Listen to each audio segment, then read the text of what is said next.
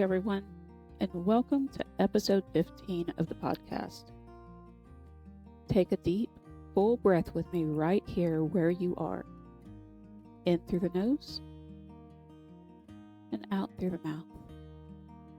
Because today is a really big deal.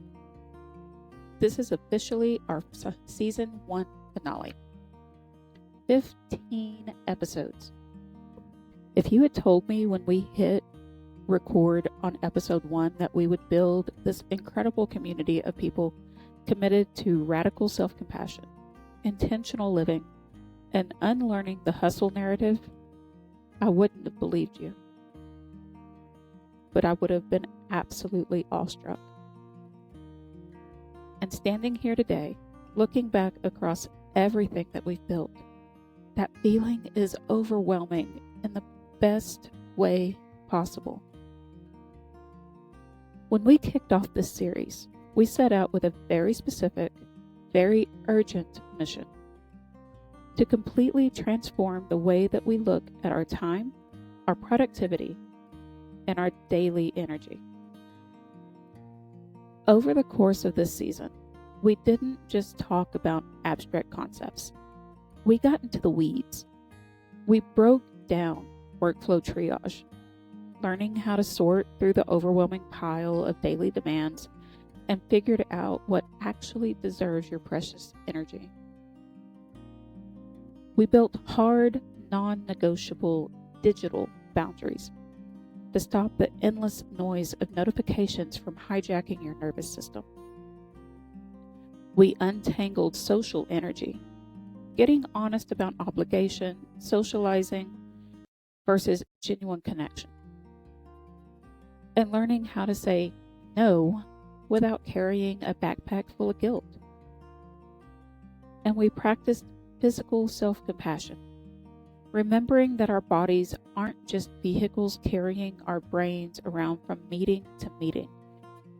They are human systems with real psychological limits. If you've been listening since episode 1, or even if you just happened to stumble onto the show halfway through the season, thank you. Choosing to honor your human capacity in a culture that constantly glorifies overextension as brave, countercultural work. Today, we are bringing all of those individual pieces together. We're stepping back from the week-to-week tactics and looking at the big picture. Our topic for this finale is Beyond the Burnout, protecting your capacity season after season. Because learning to manage your energy budget for a single afternoon or a couple of productive weeks is a great start.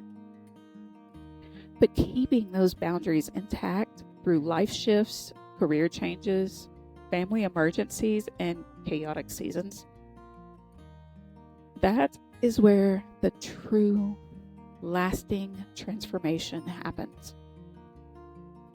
So let's clear a little space, settle in, and let's build a blueprint that will carry you far beyond this season of the podcast. Let's deep dive into this first segment of preventing chronic burnout before it even takes root. We talked earlier in the podcast about how burnout isn't a sudden storm. It's a slow leak. So why do many of us fail to notice the leak until we're ankle deep in floodwater? The psychological reason is simple. Adrenaline masking. When you push past your natural capacity, your nervous system steps in to protect you by pumping cortisol and adrenaline into your bloodstream. Adrenaline is fantastic for acute survival, running from a tiger or pushing through an actual emergency. But adrenaline is a terrible fuel for daily life. It acts like a high-interest credit card for your energy budget. It gives you immediate cash flow today, but it charges a massive interest rate on your body tomorrow.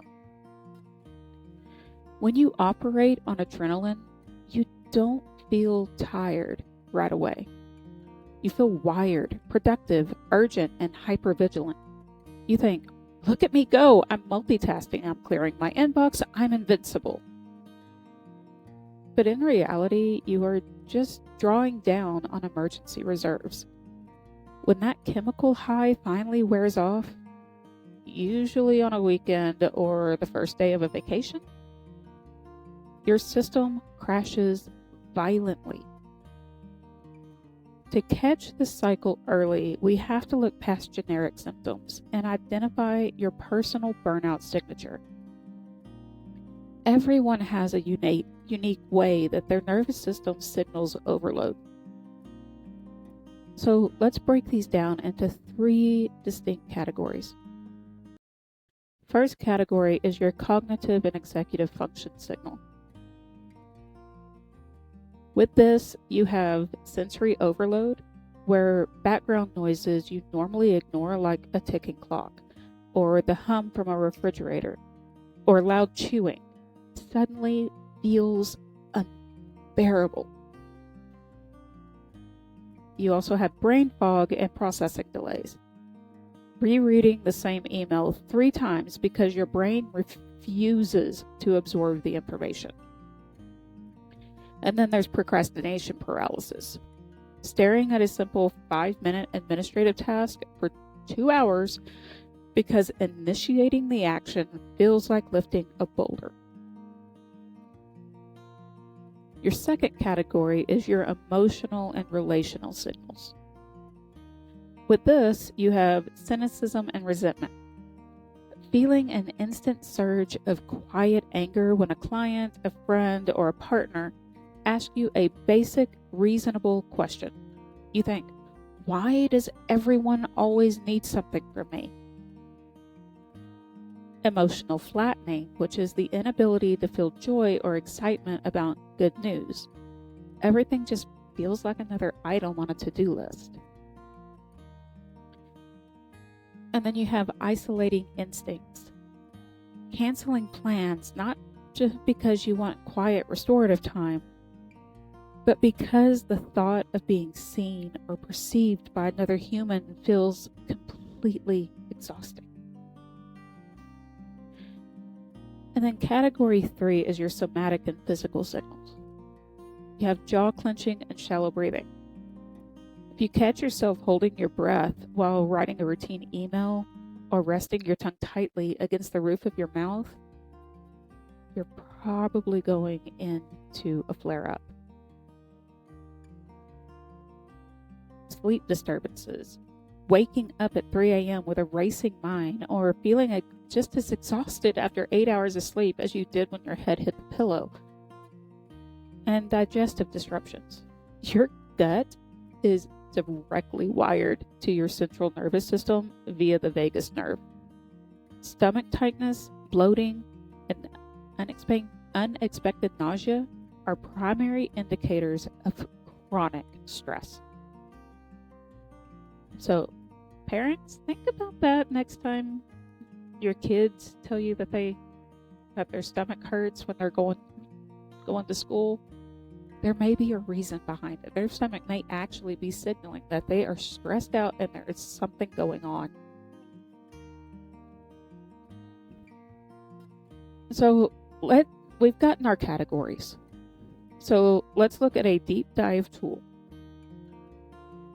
You can do a daily traffic light audit and triage action plan. Earlier, I mentioned a traffic light audit in previous episodes. So let's break down exactly what actions you take when you identify where you are in those categories that we just talked about. When you're in a green zone, this is your action zone. You build your reserves. This is when you meal prep. You set up automated systems, organize your workspace, and tackle high concentration tasks. You don't take on extra work just because you feel good. Use the green energy to create future ease. Make everything easier for you for your future self. You'll thank yourself for it. When you hit the yellow zone, cut that action by half. Use that cut in half rule. Look at your remaining task list for the day and manually remove half of it. Reschedule low priority goals. Move administrative tasks to tomorrow. Switch from high focus creation to low demand consumption or routine maintenance.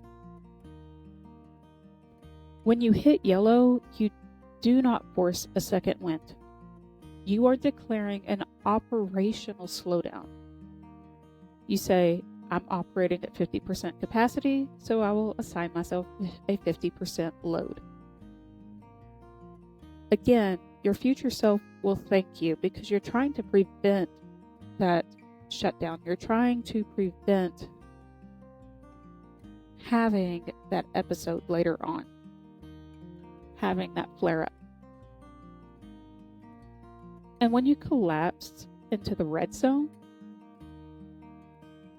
your action here is emergency protocol. All the sirens are completely going off at this point. In the red zone, you stop attempting to be productive entirely. Your brain's executive functioning is now offline. Communicate immediately to those that need to know. I am offline for the rest of the evening. Apply physiological calming mechanisms. A warm shower, cold water on the face, dark room, 0 screens, heavy blankets. The goal in the red is not fixing your task list. It's returning your nervous system to safety. Now for me, when I get to the red zone, it's usually at the end of the day. I'm getting into that yellow zone. Sometimes I can feel I'm already in the red zone. So I'll text my kids and say, hey, I'm going to soak in the tub for a minute. Now that minute usually turns into 1 or 2 hours because I'm just sitting there and I'm resetting myself. I have nothing on. I have my phone in there with me, but it's sitting on the stool next to the tub and I'm just relaxing. I'm resetting my nervous system. And a lot of times I'll soak for a couple hours, I'll take a shower, and then I will just go straight to bed because I'm still in that red zone and I still need to recalibrate myself. So look at which zone that you're in and adjust your tasks accordingly. Let's move into our next segment. Maintaining your hard-won boundaries when life completely hits the fan. It's easy to practice self-care when your environment is peaceful. But real life brings high-stress seasons. A product launch, caring for an aging parent, moving houses, dealing with health issues, or navigating financial stress. During these high-pressure seasons, we fall victim to the compromise fallacy. Now, this is the quiet belief that if we temporarily sacrifice our basic human needs, sleep, nutrition, quiet time, movement, then we can buy extra time to resolve the crisis faster. We say, if I skip my walk, work through lunch, and sleep 5 hours instead of 8, I'll gain 4 extra hours today to put out this fire. Here's why that logic fails. You don't just gain 4 hours. You lose 60% of your cognitive efficiency. When you strip away your baseline support systems, a task that normally takes you 30 minutes now takes 2 hours because your brain is sluggish and prone to errors. You aren't actually gaining time. You're just spending twice as much energy to produce lower quality work. So how do our boundaries erode over time? This can happen through 4 stages. The just this once exception An urgent request comes in at 8 p.m. and you answer it because it's a real crisis. The implicit expectation. The requester now realizes that you're reachable at 8 p.m. and sends another non-urgent request at the same time the following week. Internalized guilt, where you feel guilty for not responding at 8 p.m. because you established a precedent that you are available. And then structural erosion. Working until 9 p.m. becomes your official unwritten job description. To stop the spiral, you have to replace rigid perfectionist routines with minimal viable boundaries and anchor habits. An anchor habit is a practice stripped down to its irreducible core. It requires almost zero willpower to execute, takes less than 5 minutes, and preserves your identity as someone who honors their own limits. So let's build an emergency boundary matrix across the key areas of your life. So first life area is your physical health. Your standard routine when you're in that green season is a 45-minute gym workout and meal prep. Your anchor habit for when you're in the red is a 5-minute bedtime stretch and drinking 1 extra glass of water. Now in your digital space life area, your standard routine is shutting down the computer at 5 p.m. and putting your phone on Do Not Disturb.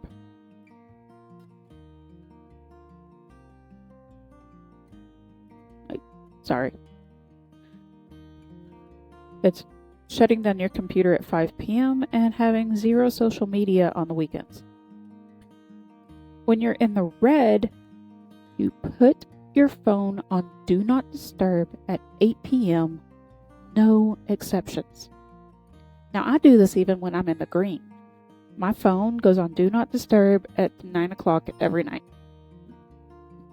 I have those emergency contacts that I allow through. My partner, my mom, my kids, my ex. Those people that may need to get a hold of me in an emergency situation. But anything work-related or pleasure-related gets put on Do Not Disturb. All my apps, everything, Do Not Disturb. The next life area is your mind and spirit, where your standard routine might be 30 minutes of morning journaling and a 20-minute meditation. Your anchor habit is 3 deep breaths in silence before entering the house when you get home. And then finally, we have your relationships. Your standard, your green season routine might be weekly long dinner dates with your friends or your partner. Once a week, go out to eat, catch up several hours on a Friday night or Saturday. Your anchor habit is a voice note check-in, just simply saying, I love you, but I'm low capacity this week. You're protecting your space. Like, hey, I'm in the green, I can do all this other stuff. But when I'm in the red, this is my baseline. When you enter that high demand season, when you're in that red season, that red zone, do not wait for people to cross your boundaries before you defend them. Preempt the boundary before the storm hits. So here's 3 scripts that you can adapt. For work projects, hey team, as we head into this 2-week sprint, my focus will be 100% on delivering Project X. To protect that deliverable, I am pausing my availability for non-urgent threads and secondary meetings. If something requires my immediate input, tag me in the chat. Otherwise, I'll review non-urgent requests during my daily admin block from this time to this time.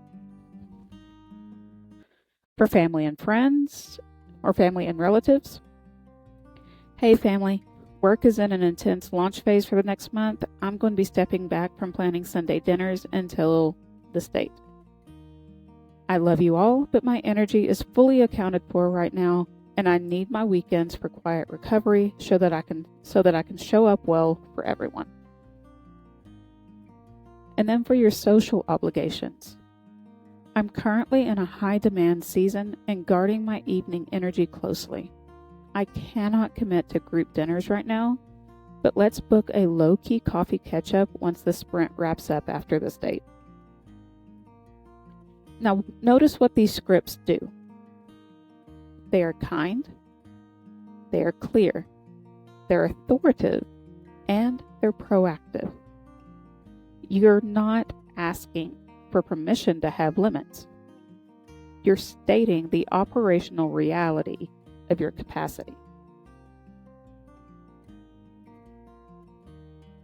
All right, let's move into our next segment. Designing your sustainable life blueprint. This is where you're going to construct your long-term permanent blueprint for sustainable living. If we want to build a life that doesn't require constant recovery from burnout, we have to look at the structural architecture of our time. We need to transition from viewing our lives through daily task management to viewing them through seasonal rhythm architecture. So just like nature has spring, summer, autumn, and winter, your personal and professional life moves through distinct energy seasons. The key to long-term sustainability is matching your output expectations to your current internal season. So your internal season, spring, is your season of expansion and initiation. This is high energy, high curiosity, fresh ideas, excitement, high capacity. You're able to focus on starting new projects, building new habits, networking, and taking calculated risks. Your blueprint rule is say yes to new opportunities, but set strict end dates so that your schedule doesn't become overcrowded later on. During your summer season, this is your season of peak execution and output. For your energy state, you're still high stamina, steady momentum, and strong focus. This is like the beginning of the school year for a teacher when we are just ready to get going, we're gearing everything up, and we've got a really strong focus for the year. Your focus is shipping deliverables, executing plans, riding out the wave of that momentum that you built up in your spring season. Your blueprint rule here is to maintain strict physical and digital boundaries to prevent your high output from burning through your reserves. Now, autumn, this is your season of harvest and streamlining. Your energy state, you're winding down. You're reflective and you're in a selective capacity. For teachers, this is kind of like right before a holiday break, right before spring break, and right before summer break. Your focus is completing those open projects. You're auditing your systems, cutting away the dead weight, and saying no to new initiatives. You are not starting anything new right now. Your energy is just not there. Your blueprint rule is to stop taking on new projects. Your primary job in your autumn season is wrapping up those loose ends and simplifying your daily routines. So maybe this is like the end of a grading period for us teachers. We've got that time where we're ending one unit, we're about to pick up another one, and we're getting kids to turn in assignments, we're finalizing, wrapping up those loose ends. Now, your winter season. This is your season of rest, dormancy, and integration. Your energy state is low external capacity, deep internal reflection, and a need for quiet. Your focus is rest, reflection, low demand schedules, genuine play, and physical recovery. Your blueprint rule here is protect your low demand space furiously. Do not attempt to initiate major projects or make massive life pivots during a personal winter. That's just setting you up for failure. And we all know that most of us are probably perfectionists, and failure is not something we want to happen. The zero sum of your energy budgeting framework is to make this an actionable with that concrete framework from your daily spoon allocation ledger that we talked about many episodes ago. So let's imagine you have 100 energy spoons allocated to you every single morning. In a sustainable life blueprint, your daily expenses must never exceed your total allocation. So here is what a typical unsustainable daily ledger looks like. High intensity work demands is going to cost you 60 spoons. Managing work and interpersonal dynamics and politics, 20 spoons, probably more. Commuting and digital notification overload, 15 spoons. Family and household management and chores, 20 spoons. Your social obligations and messages, another 15 spoons. You spent 130 spoons out of 100. So your result is you are in the negative 30 spoons. You have a 30 spoon deficit drawn directly from your physical reserves. You've overdrawn your bank. Now let's look at a sustainable energy ledger. High focus work. High priority work focus. Sorry, my brain is going fuzzy. High priority work focus, 40 spoons. Administrative maintenance, 15 spoons. Family household core essentials. Notice I said core essentials, nothing extra, 15 spoons. Rest, movement, and personal quiet time, 15 spoons. And then unplanned buffer space, 15 spoons. You have 15 spoons to play with for a total of 100 spoons. You have a balanced ledger and no debt. So how do we balance that energy ledger? Look for your high drain leaks. Look at your ledger. Where are you spending 20 spoons on something that should only cost 5? Usually, this is where we're overthinking emails, we're people pleasing, and we are very disorganized with our workflows. Institute non-negotiable buffers. Notice that 15 spoons in the sustainable ledger are reserved for unplanned buffer space. Life drops unexpected demands on us daily. If your calendar is booked at 100% capacity and any unexpected delay puts you instantly into energy debt, that's not great. Practice active de-escalation. If work demands a jump from 40 to 70 spoons during a critical launch week, you must intentionally reduce your household demands. So maybe you order takeout instead of cooking. And you cancel social commitments to keep your sum at 100 spoons. Now finally, let's talk about the structural pause.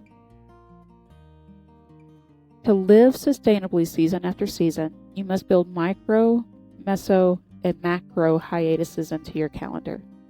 A micro hiatus is daily, a non-negotiable 30 to 60 minute window every single day where zero demands are placed on you. No work, no chores, no productive media consumption, just unstructured human existence. Your meso hiatus is monthly. 1 weekend every month designated as a low output weekend. No major errands, no packed social calendars, and no home overhaul projects. And then your micro hiatus is annually, at least 1 to 2 extended periods per year, where you step back completely from high demand output to reflect, recalibrate, and allow your soil to replenish. Maybe you're taking a vacation, or you're just taking a week off of work and doing nothing. When you design your life around seasonal rhythms, respect energy math, and schedule regular pauses, burnout stops being an inevitable tax that you pay for being successful, and it becomes something that you have outgrown completely. As we bring this final episode of Season 1 to a close, I want to leave you with one final grounding thought. You do not need to overhaul your entire life overnight. You do not need to fix every boundary, fix every schedule conflict, or master every tool we've discussed across these 15 episodes all at once. Sustainable change is built brick by brick, choice by choice, and day by day. So here is my final challenge for you as we enter our season hiatus. Look back over everything that we've explored throughout Season 1. Think about the conversations on workflow triage, the episodes on digital boundary setting, the strategies for managing social energy, and tools for self-compassion, like the ones that we discussed today. Pick just one thing. Select one single boundary, one anchor habit, or one small mindset shift that resonated deeply with you. Commit to practicing that one single practice while this show is on hiatus. Master it, let it settle into your routine, and let it become a permanent part of your daily rhythm. And remember, even though this podcast is taking a short hiatus between seasons, our connection doesn't stop here. We're going to be active throughout the break, preparing an incredible Season 2 for you. So stay connected to make sure to take a moment right now, if you haven't already, to subscribe to our channel on YouTube so you can catch all of our video clips and maybe even some behind the scenes content. Follow the show on Spotify or your favorite podcast platform, and turn on notifications so episode 1 of Season 2 drops right into your feed the moment we return.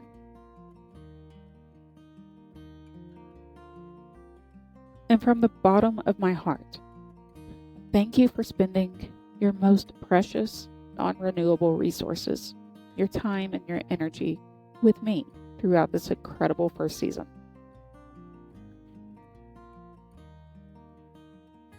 Never forget, protecting your capacity isn't selfish. It isn't lazy. And it certainly isn't a sign of weakness. It is the absolute foundation for every meaningful thing that you will ever build in this life. Take care of your spoon budget. Honor your human limits. Treat yourself with radical compassion. And I will see you back here very soon for Season 2. Bye for now.